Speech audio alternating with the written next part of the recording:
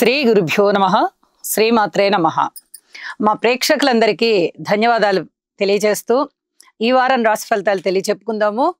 21 July నుంచి 27 July వరకు గల వారం రోజుల కాలానికి గ్రహస్థితులు ఏ విధంగా ఉన్నాయి, వారాంతంలోకి వచ్చేటప్పటికి ఏ గ్రహాలు మారి ఉన్నాయి, గ్రహాల యొక్క సంయోగాలు ఏమిటి, స్థితులు ఏమిటి, దృష్టులు ఏమిటి, ఆ విశేషాంశాలన్నీ తెలియచెప్పుకుని తర్వాత రాసుల్లోకి వెళ్దాము. ముందుగా గ్రహస్థితులు. వృషభంలో కుజ గురులు, కర్కాటకంలో రవి శుక్రులు, సింహంలో బుధుడు, కన్యలో కేతువు, ధనస్సులో చంద్రుడు, కుంభంలో వక్రించిన శనిగారు, మీనంలో రాహువు ఉంటూ ఉండగా వారాంతానికి వచ్చేటప్పటికి ఒక్క చంద్రగ్రహం మాత్రమే ధనస్సు రాశి నుంచి మేషరాశిలోకి వచ్చి ఉన్నది. ఇక గ్రహస్థితుల యొక్క సమ్మేళనాల విశేషాంశాలు ఏమిటి అంటే కుజ గురుల యొక్క కలయిక గురు మంగళ యోగాన్ని తెలియచేస్తూ ఉంది. ఇది వ్యాపార వ్యవహారాలకి చాలా మంచిది. అయితే ఏదైనా ఆపరేషన్స్ చేసుకోవడానికి కానీ, అనారోగ్య పరిస్థితుల్లో ఉన్నప్పుడు ఔషధ సేవకి కానీ, కొద్దిగా అలాంటి పరిస్థితులకి దారి తీస్తూ ఉండేటటువంటి గ్రహ సంబంధం అన్నమాట ఇది. అలాగే రవి శుక్రుల కలయిక మూఢమిని తలపిస్తూ ఉంటుంది. ఇక శుభకార్యాలు అనేవి ఉండవు ఈ సమయంలో. అలాగే అడ్మినిస్ట్రేషన్ సామర్థ్యం చాలా చాలా బాగా పెరుగుతుంది అని చెప్పి తెలియజేస్తూ ఉన్నాను. ఇక దృష్టుల విషయానికి వస్తే వారాంతంలో శనిగారి యొక్క దృష్టి చంద్రుడి మీద ప్రసరిస్తూ ఉంది. ఇది మానసిక ఒత్తిడి ఎక్కువగా ఉండడానికి అవకాశం ఉంది. అలాగే వార ప్రారంభంలో కూడా మనకి శనిగారి యొక్క దృష్టి బుధుని మీద పడుతూ ఉంది. చర్మానికి సంబంధించినటువంటి ఏదైనా ఎలర్జీస్ ఉన్న వారికి వారి వారి జన్మజాతకాలలో కనుక ఈ రకమైన గ్రహస్థితి ఉన్నట్లయితే, గోచారం కూడా ఇప్పుడు సపోర్ట్ చేస్తూ ఉన్నందువల్ల తిరిగి వారికి ఈ చర్మ వ్యాధులు కొద్దిగా తిరిగి మళ్ళీ ఉంటాయి అని చెప్పి తెలియచెప్పడం జరుగుతూ ఉంది. ఈ వారం ముఖ్యాంశాల విషయానికి వస్తే గ్రహస్థితుల్లో పెద్దగా మార్పు లేదు.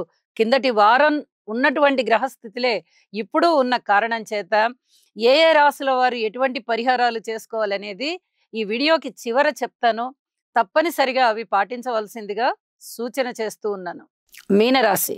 మీనరాశి వారికి ఈ వారం రోజుల కాలము కూడా 4 గ్రహాల యొక్క ఉనికి చాలా అద్భుతమైన ఫలితాలను సూచిస్తూ ఉన్నది. తృతీయ స్థానంలో కుజుడు బాగున్నారు, పంచమ స్థానంలో శుక్రుడు బాగున్నారు, షష్ఠ స్థానంలో బుధుడు బాగున్నారు, అలాగే దశమ స్థానంలో చంద్రుడు బాగున్నారు. 4 గ్రహాలు బాగుండడం అంటే అది మాటలైన విషయం కాదు. చాలా అద్భుతమైన ఫలితాలు ఉంటాయని అర్థం. ముఖ్యంగా విక్రమ స్థానంలో కుజుడు, పెట్టింది పేరు ఆయన. పోరాటంతో విజయాలు తథ్యం. పుత్ర సంతానం ప్రత్యేకంగా చెప్పాలి, చాలా బాగుంటారు. సంతానం చాలా బాగున్నారు, పుత్ర సంతానం విశేషంగా ఉన్నారు. అలాగే మీరు కోరుకున్నటువంటి విజయాలు మీ సొంతం అవుతున్నాయి. మీరు ఏవైతే జయాలు కావాలి అని కోరుకున్నారో, సంకల్పం చేసుకున్నారో, కృషి చేస్తున్నారో, ప్రణాళికలు వేసుకుంటున్నారో, రుణాలు చేస్తున్నారో, రుణాలు తీరుతాయి. అలాగే అనుకోని విధంగా మీకు విజయావకాశాలు మిమ్మల్ని ఆనందోత్సాహాల్లో ముంచెత్తుతున్నాయి. అనుకున్న విజయం వేరు. నేను ఈ ఎగ్జామ్ బాగా రాశాను, నాకు ఖచ్చితంగా ఇంత పర్సంటేజ్ వస్తుందని మీరు ఊహించడం వేరు. కానీ ఊహించని విధంగా విజయం వస్తుంది. ఎప్పుడో ఎక్కడో చేసుంటారు, అది ఇప్పుడు విజయం రూపంలో వచ్చేస్తుంది. మీరు ఉద్యోగంలో ఎప్పుడో అర్జీ పెట్టుకొని ఉంటారు, మీకు ఇప్పుడు ఇంక్రిమెంట్ వస్తుంది, లేదా ఇప్పుడు ఉన్నత పదవి వస్తుంది. రాజకీయాలు కూడా అనుకూలించడానికి అవకాశం ఉంది, కానీ ఓర్పు కలిగి ఉండాలి.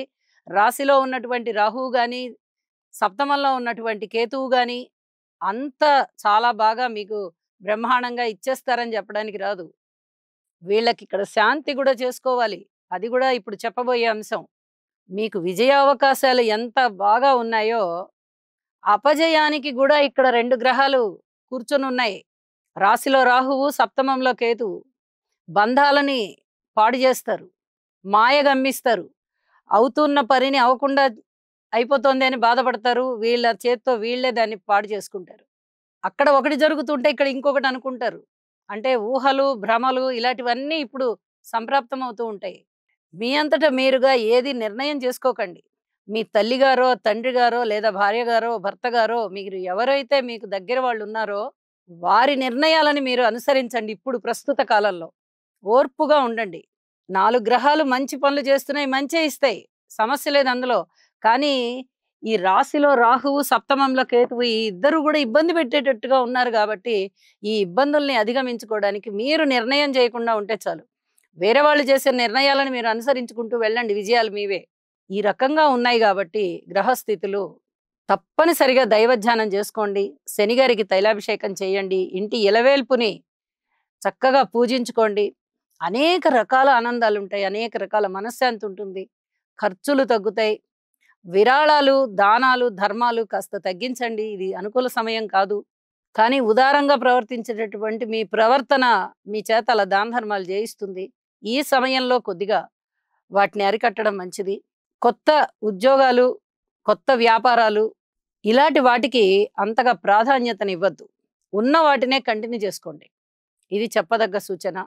వారాంతానికి వెళ్ళేటప్పటికీ చంద్రుడు మారి ఉన్నారు ద్వితీయ స్థానంలోకి. అంత అనుకూలమైన ఫలితం అయితే కాదు ఇది.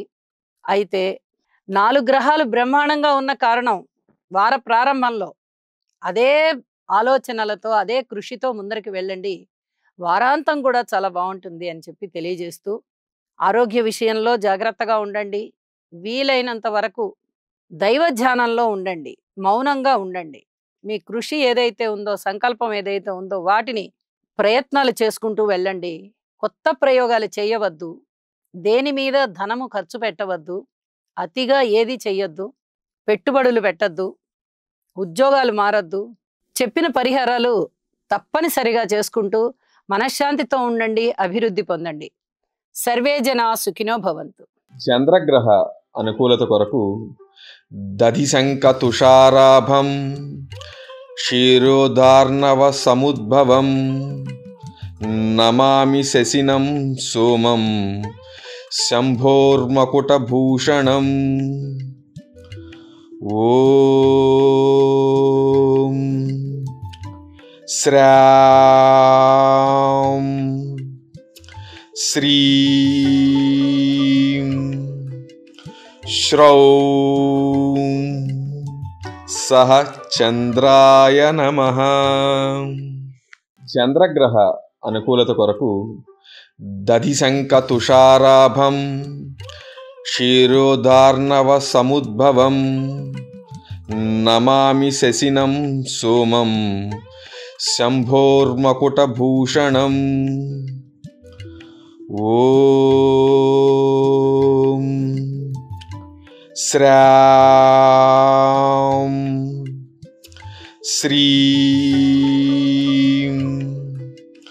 శ్రౌం సహ చంద్రాయ నమః.